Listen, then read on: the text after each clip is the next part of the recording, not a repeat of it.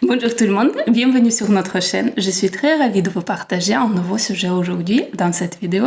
Et comme depuis le titre, vous pouvez comprendre que le sujet est concernant les points clés du travail entre le Scrum Master et le Product Owner. Donc, pourquoi j'ai décidé de vous créer cette vidéo? Tout simplement parce que j'ai rencontré deux situations. Et ces situations m'ont inspiré pour vous créer cette vidéo.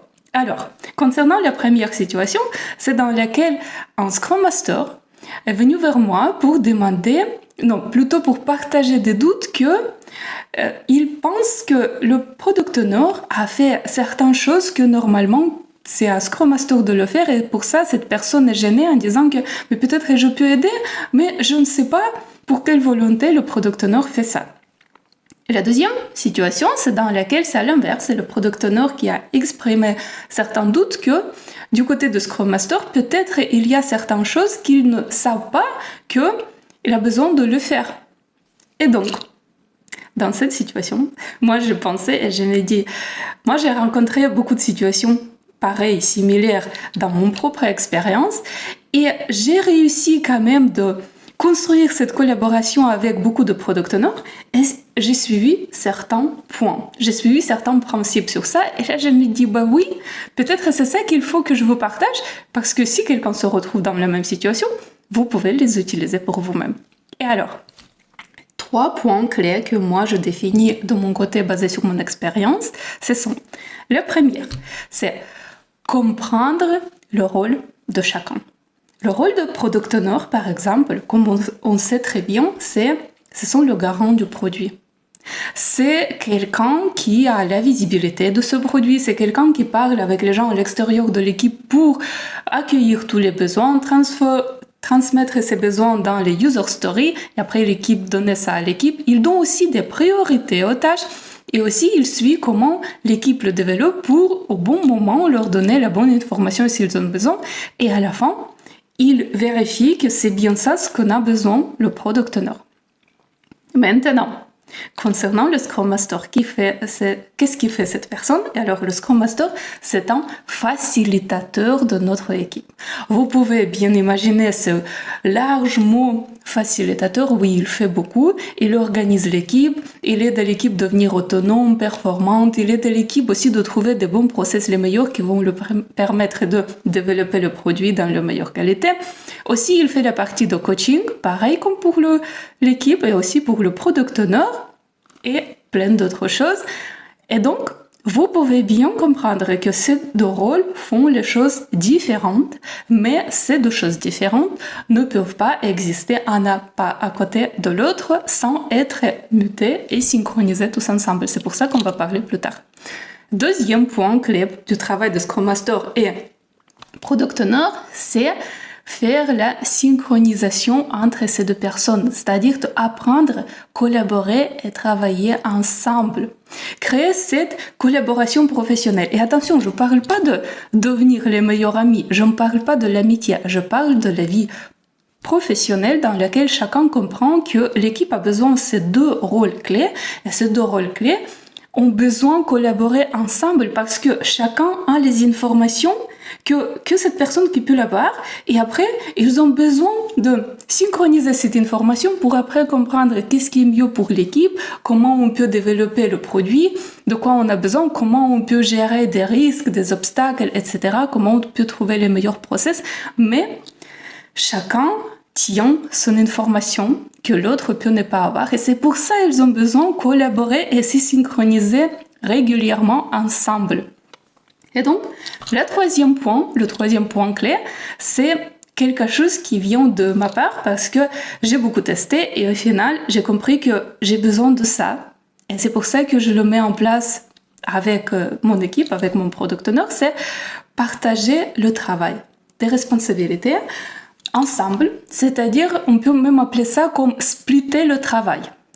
C'est faire une matrix dans laquelle on a beaucoup de choses à faire et Product Owner et le Scrum Master savent qui fait quoi. Ensemble, ils font ça ensemble et c'est pour ça que ça devient une matrix commune du split du travail dans laquelle chacun respecte les responsabilités de l'autre et font bien le travail sans taper un sur l'autre. et un bon accord. Maintenant, je vais vous expliquer un tout petit peu plus en profondeur pourquoi ce point split du travail est tellement important, dans mon opinion. Et vous allez voir, peut-être que c'est moins important pour vous, mais quand même, je pense que ça peut donner une idée. Alors, pourquoi? À mon opinion, quand on fait quelque chose, on tient la responsabilité de ce travail. Par contre, si quelqu'un fait à ma place ce morceau de travail, et ne tient pas la responsabilité, mais fait juste soit au hasard, soit en faisant exprès, soit en faisant pas d'exprès, mais quand même, et au final, le résultat de ce travail n'est pas exactement ce qu'il fallait, qui va tenir la responsabilité? Moi, parce que normalement c'est mon travail à moi, mais c'est quelqu'un d'autre qui l'a fait. Mais comme c'est à moi, c'est ma responsabilité à la base. Est-ce que je dois tenir cette responsabilité et répondre et après clarifier, etc. Ou est-ce que c'est cette personne qui l'a fait doit aller jusqu'à bout et donc tenir la responsabilité sur la qualité, soit toutes les conséquences?